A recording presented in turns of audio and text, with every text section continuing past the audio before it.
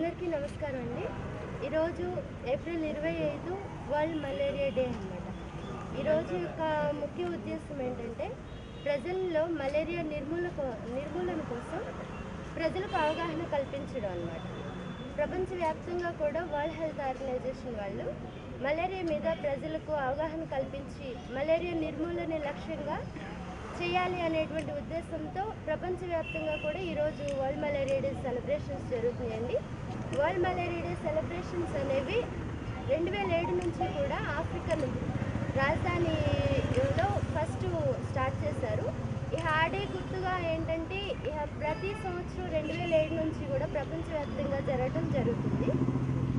Malaria అనేది ఒక దోమకాటు వల్ల వస్తుందని చెప్పి ప్రముఖ శాస్త్రవేత్తలు సర్ రోనాల్డ్ రాసు వీళ్ళు తెలియజేశారు. అదే దోమకాటు వల్ల వస్తుందనే విషయం శాస్త్రజ్ఞుడు తెలియజేయకపోతే ఈ పాటికి మలేరియాతో చాలామంది చనిపోవటం అనేది కూడా జరుగుతూ ఉండేది. అలెగ్జాండర్ ది గ్రేట్ కూడా మలేరియా దోమకాటుతోనే చనిపోవడం జరిగిందండి. అప్పట్లో ఎంతమంది డాక్టర్స్ చుట్టుపక్కల ఉన్నప్పటికీ మలేరియా అనేది దోమకాటు వల్ల వస్తుందని ఆయన తెలుసుకోలేకపోవడం వల్లనే డాక్టర్స్ కూడా తెలియకపోవడం వల్లే ఆయన చనిపోవడం అనేది జరిగిందండి.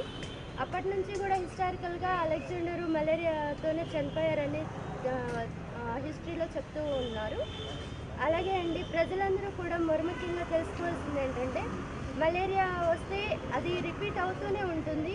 ట్రీట్మెంట్ తీసుకున్నప్పటికీ కంప్లీట్గా తగ్గదు.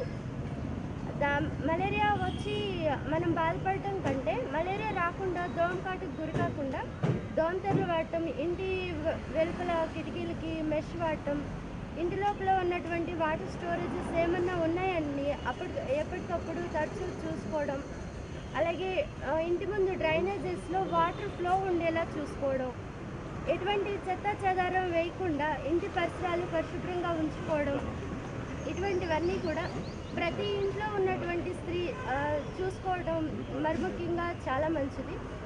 ప్రతి ఇంట్లో ఉన్నటువంటి స్త్రీ కనుక ఈ చిన్నపాటి జాగ్రత్తలు తీసుకుంటే తన ఆరోగ్యంతో పాటు కుటుంబ ఆరోగ్యం, చిన్నపిల్లలు పెద్దవాళ్ళు వాళ్ళ ఆరోగ్యం కూడా కాపాడిన ఆవిడ అవుతుంది. అలాగే ఇలా ప్రతి ఇంట్లో చేసుకున్నట్లయితే మనం మంచి మలేరియా రహిత సమాజాన్ని మనం ఏర్పాటు చేసుకోవచ్చు. ప్రతి ఒక్కరూ కూడా మలేరియా మీద అవగాహన కలిగి ఉండాలని, ప్రజలందరూ కూడా సహకరించాలని, ప్రజలు సహకరిస్తే తప్పించి ఈ మలేరియా రహిత సమాజాన్ని మనం లక్ష్యాన్ని మనం గెలవలేము. సో ప్రతి ఒక్కరూ ప్రజలు ముందుకు రావాలి. ఇంటి పరిసరాలు పరిశుభ్రంగా ఉంచుకొని దోమలు పెరుగుదలని అరికట్టి దోమకాటుకు గురి కాకుండా ప్రజల ఆరోగ్యాన్ని కాపాడుకోవాలని కోరుకుంటూ